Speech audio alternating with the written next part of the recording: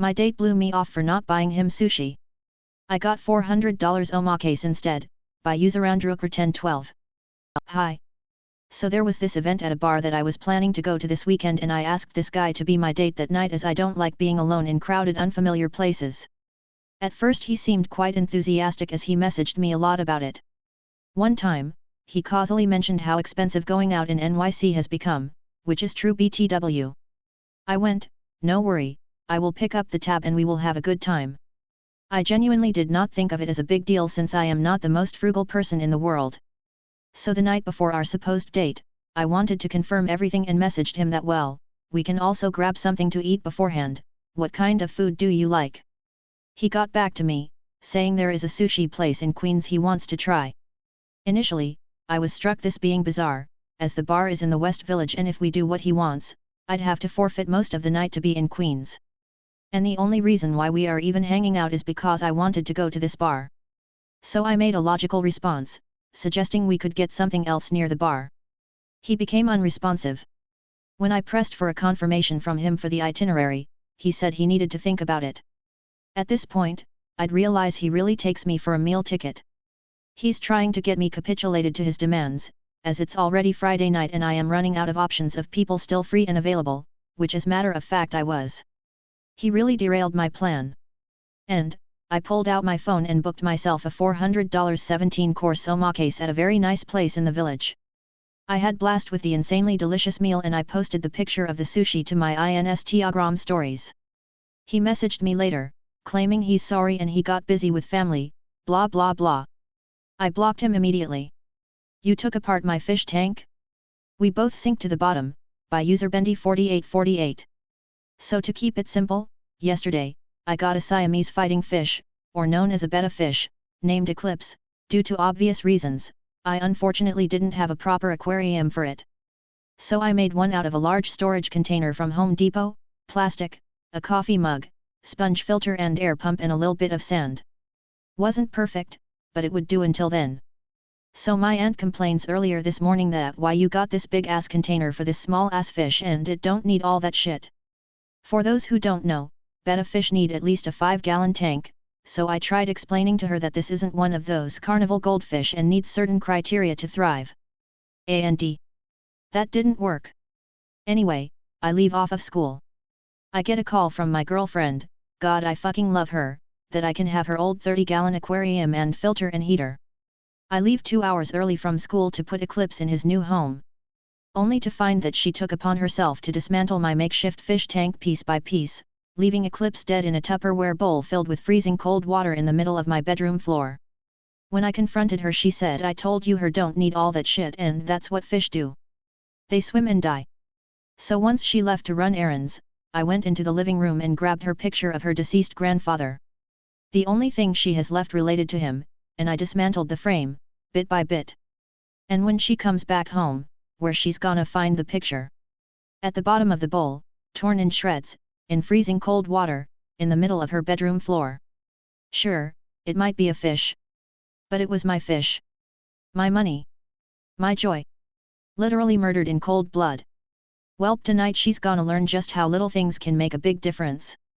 Swim in peace Eclipse, who lasted as long as her namesake. Person held up the lift, so I pressed the lift button on every floor on the walk down, by user Sunlit Flowers. Was about to take out a bunch of rubbish and pressed the button for the lift. Nothing happens for a few minutes and I can hear people talking from the floor above where they must be holding up the lift. I press the button a few more times, which they must have heard because I could follow half their conversation. Still no movement in the lift. After a few more minutes I get impatient and take the stairs instead, manage to press the lift button on each floor whilst juggling my bin bags. By the time I made it down and had thrown away all my rubbish I got the satisfaction of seeing the lift stop at the last 2 floors and someone walking out with a very annoyed look on her face. DR is in the title really. You took apart my fish tank? We both sink to the bottom. Update, by user Bendy4848. Now, what you've all been waiting for. The update. So, about 2 hours after posting the OG, she got home and saw the carnage of my actions. And I never heard such a shrill scream in my life. And what's make it worse is that I couldn't help but smile. You see, this isn't the first time she's disregarded something of mine. This will be the last though, what makes this different is that it's a living animal involved. She ridiculed my girlfriend in public. She's took $100 my cousin got for me for my birthday and held on to it, that was a year and a half ago. She's misplaced a scrapbook full of letters from my mother during her stay at the nursing home. She passed away in 2019. And none of those incidents got responses from me. At the time, I thought everything was happening for a reason. But this was the last time I was gonna sit there and do shit about it. You see, I've something about people. The only language that everyone truly knows and understands is violence. Anyway, she started crying, cried so much, she could fill her own damn aquarium. Once she got done bawling her eyes out, she stormed into my room and questioned me about it. I simply told her, doesn't feel good, does it? To have your shit disregarded? I bet it doesn't. Besides, didn't your grandpa hate you because you refused to look after his grandson? He never wanted to see you again. That includes beyond the grave. She then proceeded to threaten to have me arrested for destruction for property. I argued that I could do the same for animal cruelty/abuse. After an hour or so of this, she finally said that one day you gonna learn to stop touching people's shit and proceeded to leave the room. I responded, and you learned that lesson today. Was that disrespectful? Oh, for sure. You can call me a monster. An asshole. A demon. A piece of shit. All the above for all I care. None of that stopped me from having something I haven't had in a while. A good night's sleep. Now some people were saying that the fish was good as dead anyway. And yes, I bought the fish not knowing what it needed. So I went to my friends over at r/betta-fish and they gave me the idea of a makeshift tank. And yes, everything was perfectly safe for eclipse.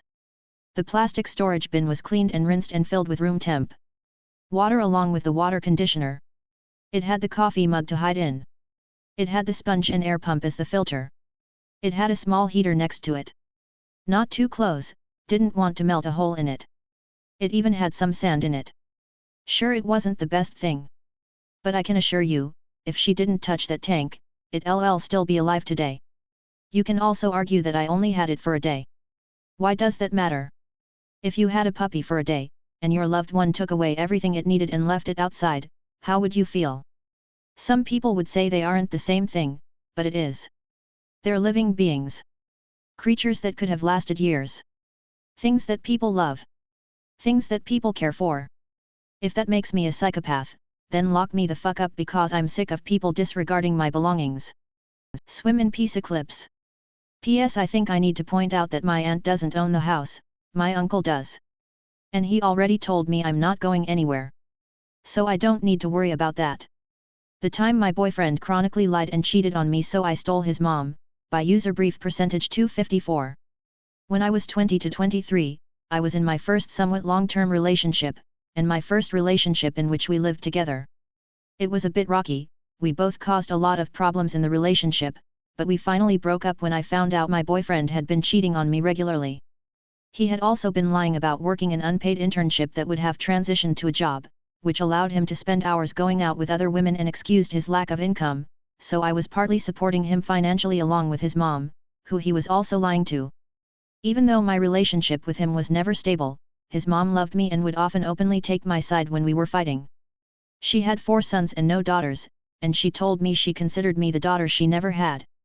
So when the cheating and lying was uncovered, it wasn't hard to get her to take my side. She was the person I went crying to, and I told her that this is the sort of thing you cry about to your mom, and since I don't have a relationship with my own mom, I was glad she was there for me to talk to. She was, of course, furious with him for lying to us both, effectively scamming us out of our money, and for cheating on me. Even when he complained to her about everything I had done wrong in the relationship, she refused to believe him because in her eyes I could do no wrong. She sat him in front of a computer and made him apply for jobs in front of her, then supervised his job search process the way one might supervise a child cooking for the first time. Once he found a job, she made him pay us both back for the money we spent supporting him while he was lying to us. After he had finished paying us back and moved out of her place, she spoke to him rarely and was very clear that she no longer trusted him. She even warned his next girlfriend that he was a cheater, and from what I've since heard, she was right to, as he has apparently cheated on other girlfriends since. She and I remained close until she passed away 2 years ago. She was one of the maybe 3 people I've ever felt I could be truly vulnerable with, She was the only person I told about a particularly difficult mental health situation I was going through, and I really did start to see her as a surrogate mother. TLDR, my boyfriend cheated on me and lied to me and his mother to get us to financially support him. When it was uncovered, I managed to get her to unequivocally take my side, and she remained closer to me than to him for the rest of her life.